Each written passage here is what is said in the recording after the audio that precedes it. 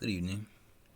I'm Jordan Reinhardt. I'm here to showcase my HTML, PHP, and MySQL server, which also included a bit of JavaScript inside. This is a web page. I created this web page or this website in order to act as a front end for my uncle's pool filling business, and I wanted to be like a database front end for my uncle's pool filling business's database. So my uncle was doing a lot of pen and paper methodology when he first got his business started, and he's been doing that for about 30 years now. So I saw this and I figured I'd find a way to organize his data better, organize his customers, organize a bit of his chuck information for when he refills his pools, and make his life a little bit easier. So I created this this website using the XAMPP control panel, which allowed me to have an Apache service and also a MySQL service, which allowed me to connect the backend database on localhost machine to the front end website. So here goes the Philippool. The name of his company is Philippool. None of this information here is confidential. This is all test information. The real server and website is on his machine. So here are the tables in the database that I used to create this website. So here you have to first sign up in order to log in. You have to have a valid account. So we'll just go ahead and create ourselves a test account here. We'll sign up, make a test account. There we go. So now you can see I'm logged in as test. The name of my uncle's company, as mentioned before, is Philippool. Here initially you can see the upcoming appointments that he has. Once again, all of this is not confidential information. All of this information is false, and these are not real customers. Here are the upcoming appointments that he will be able to see when he first begins the website. Recently completed jobs will appear here. When an appointment is canceled, it will automatically go to this, or there's a PHP query using MySQL to add the completed appointments, which are jobs, to this table here. From down here you can schedule a job or cancel a job, but that basically takes you to the appointments page. Here we go. We have the customers table. Currently he has about 5 customers. This table here will only output about 8 customers at a time. So you can use this find customer table here. If you submit the show all button, it will submit and display all of the customers that are available within the database. So if he has about 100 customers, they will all show here, but he'll be able to scroll. But currently, as I said before, this is a test website, so I didn't input that much data inside. But here you can find a customer. Say Jordan Reinhardt. Let's find myself. Got an N there. Jordan Reinhardt. There we go. Jordan Reinhardt.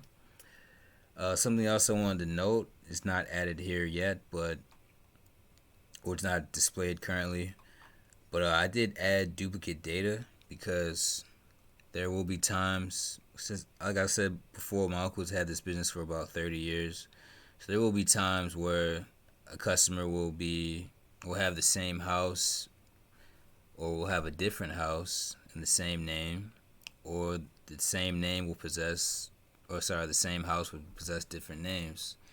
So for that reason, I decided to allow duplicate values within the database in terms of the first name, last name, and address, but the IDs, customer IDs, and all of the IDs within the database are auto-incremented. So here you can add a customer. Let me just go ahead and add a new one. Say kite. What's the name of one of my characters in my books? Reinhardt. Cedric Road. It's gonna be our go-to. Let's say the customer needs about 1,000 gallons. It's got an above ground pool, and it's not likely. No, below ground pool for 1,000 gallons. Sure.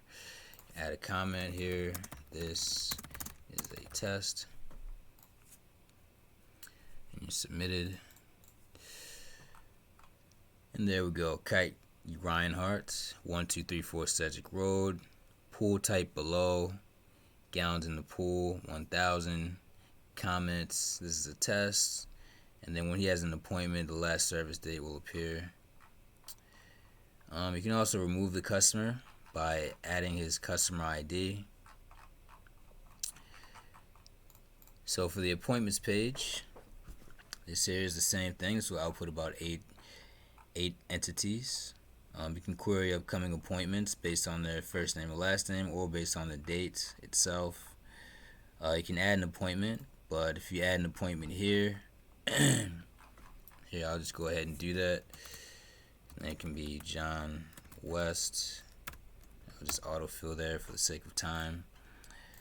John West, gallons needed. Let's say he needs 200. Maybe this can be an above ground pool. And this is a test. Submit. Let's go ahead and click here. So something to note is that when you submit an appointment via the add appointment block, the customer ID will not show. So this is basically just for quick appointments for customers that aren't necessarily returning customers yet. But I did give the option to add an appointment via customer ID. So as you can see here, I was testing out a little bit earlier. You can add a customer ID. Oh, sorry, that's the drop of appointment. So you can add the customer ID, and you can go ahead and add the date, add the time, 1:20 a.m. Sure, why not? This is a test. And submit. And there you go. You have a new appointment. Jordan Ryan, once again, 1:20 a.m. Sure. 5:19. So you can also query upcoming appointments via the dates, but this here will show all of the appointments before the date. It'll show a limit of 3 before the date specified. So you can submit that. Limit of 3. The 3 dates before the 25th. So I did that to make things easier for my uncle's secretary. Then you can drop an appointment the same way based on the appointment ID. I guess we can just drop our newest appointment here. Appointment 4. Submit. Go to the home page. Recently completed jobs 4. These will stay there for about, I had it set for about 5 years on the cron tab. But we'll see if my uncle wants it to be a shorter amount of time. So for the truck refilling tab here, we have refilling locations. So this is where my uncle goes to, or he can go to refill the truck full of water to be added. Find fill locations. So you can go ahead and use the location name to query the database for fill locations. So you have 2 testing waters, locations, address, price per gallon. You can also do it based off the address. You can also do it by the price per gallon. Here you can do 5. So it'll show everything. It'll show everything below. It'll show everything 5 and below. So you have this one, location Jordan Ryan, 4 and 5. And you can also, of course, remove the location. And yeah, that's basically it. So this is the website I've created for my uncle and his Philippool website. You can go ahead and log out, and you'll be forced back to the login page. Here goes the database once again, Philippool database. As I said before, all of this information is on. He has an updated version of all of this on his machine. Here goes some of the PHP and HTML pages that were used, that were put into this code. Overall, this is a very fun project, very fun thing to do. I can definitely say I have a strong and deep passion for HTML and creating websites. It's very fun. I enjoy debugging them. I enjoy designing them. But my name is Jordan Reinhardt, and thank you for coming through and watching this demonstration of my database website. Hope you guys are having a great day, and take care.